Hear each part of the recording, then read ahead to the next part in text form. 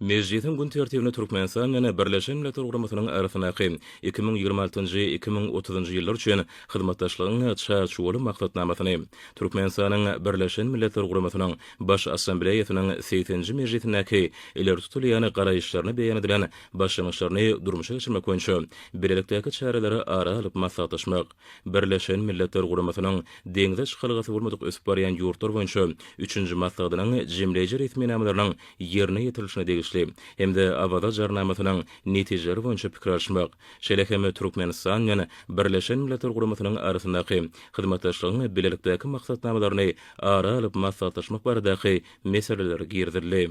Meclisi Türkmenistanyň Birleşen Milletler Guramasynyň ulgamy bilen hyzmatdaşlygynyň strategik hem-de uzak möhletligini häsiýeti eýedigini ýygytyrdy. Hem-de Birleşen Milletler Guramasynyň edaralarynyň ýurdumyň milli ileri tutulýan uğurlaryny amala aşyrmakda, şeýle durnuky ösüş maksatlaryna ýetmekde goşýan uly goşandy bellenildi.